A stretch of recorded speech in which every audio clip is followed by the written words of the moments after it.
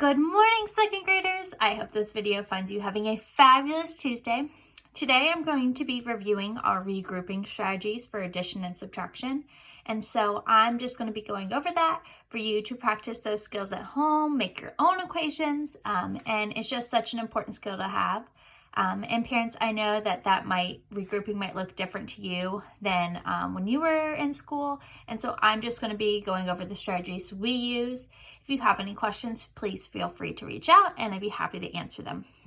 So we're going to get started with doing an addition problem. And I know it probably looks backwards to you, but mine is 57 plus 39. And the first thing is we always start on the right. So if you start on the right, you'll always be right. That's what we tell ourselves. So in second grade, we start in the ones place, but we've also discussed if there's a decimal, we'd start in the one place all the way to the right. And just making sure that we understand that you have to add the ones place first, because when regrouping comes into play, you might not get the correct answer. So we would do 7 plus 9. And we know that 7 plus 10 is 17, so 7 plus 9 must be 16. So I would put my 6, not my best handwriting, y'all. I'd put my 6, and then I always ask the kids, do I put the 1 right there? And no, we carry the 1 up to the tens place. Because 13, we think of that as 10 plus 6. We can kind of move it up there.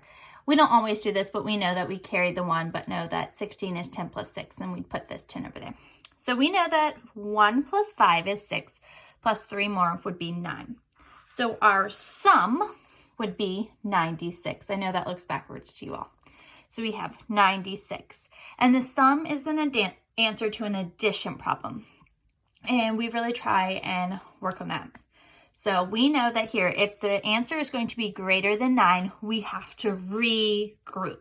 Because we know that if we had put the 1 here, 816 wouldn't have looked right as our correct answer.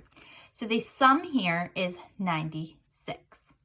So that is kind of how we solve our problems. We carry that 1 and we regroup. And so now I'm going to show you a subtraction problem. So I'm so sorry that it's backwards. I'm trying to find a way to make these videos work with my limited resources at home. So we have 82 minus 26. And here we usually sing a little song to ourselves. More on the top or more on the floor? And if it's more on the floor, we have to go next door and get 10 more. If it's more on the top, there's no need to stop. If the number's the same, zero's the game and you move on. So we know if there's a bigger number on the floor, on the bottom of the ones place, then we have to go next door and get 10 more. And sometimes we knock on the door and we go, hey, 8, can I borrow a 10? And 8's like, sure. And we know that 8 becomes 7. And then we add 10 to 2. So it's not going to just do it. You could also put a 1 here and make it 12. So usually I just have them cross out and write 12. Some just put the little 1 there. Sorry, I was out of the screen. So we know that if we're adding 10 to this 2, we would get 12. So our new answer is 12 minus 6. Can we do that? Yes, because 2 minus 6, if I had $2 and I tried to give you 6 of them, that wouldn't have worked. But if I have $12 and I try and give you 6 of them, that's going to work. And that's a doubles fact. So we know that 6 plus 6 gives us 12. So 12 minus 6 must give us 6. Now, we're looking here. We have 7 minus 2. I know that could be 5. And so my difference is 56. So the difference we remember is the answer to a subtraction problem. And again, we always start in the ones place, so we'll always be right.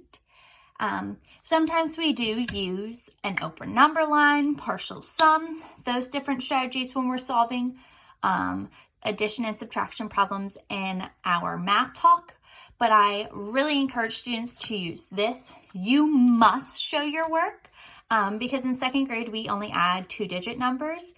But getting into third grade, I believe you go up to 4-digit numbers. So you're adding in the thousands place with and without regrouping. So you need to have those skills and start in the right and know your regrouping strategies for whatever place value. So if you want to challenge yourself and challenge your students, parents, give them a 3-digit addition and subtraction problem to practice. Really have them make their own equations, make them tricky, make them think about it. And so that was just a quick review of how we use our regrouping strategies for addition and subtraction problems. And I hope that was helpful.